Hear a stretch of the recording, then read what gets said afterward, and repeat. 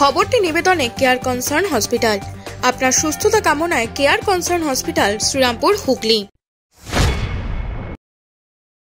দেখুন, এই লড়াইটা পুরো মোদিজির লড়াই, মোদি ভার্সেস মমতার লড়াই। এখানে কোনো দিদি নাম্বার ওয়ানের কোনো কিছু লড়াই নয়।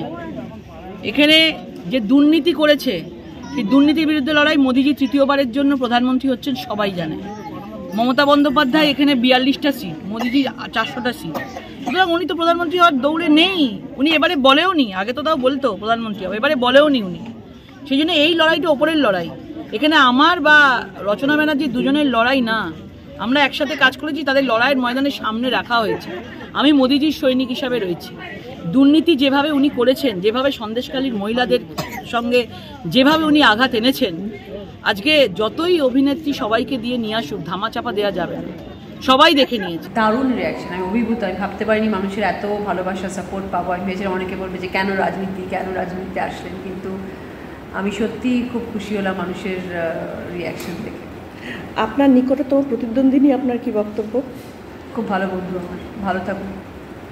উনি বলছেন যে ভোট হবে মোদির নামে, সেখানে আমি বা রচনার কোনো ফ্যাক্টর নেই।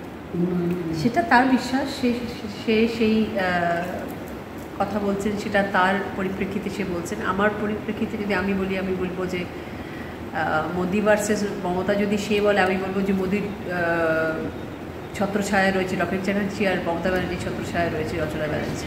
তারা তো লড়াই লকেট আর রচনার মধ্যেই হচ্ছে, তাই নয়? The salon master family salon চালু করছে নেইল এক্সটেনশনের ওপর দুর্দান্ত অফার। আপনি যে কোনো সার্ভিসের ওপর 300 টাকা দিলেই পেয়ে যাবেন যে কোনো একটি হাতে নেল এক্সটেনশন। তাহলে আজই চলে আসুন আমাদের নিকটবর্তী ঠিকানায়।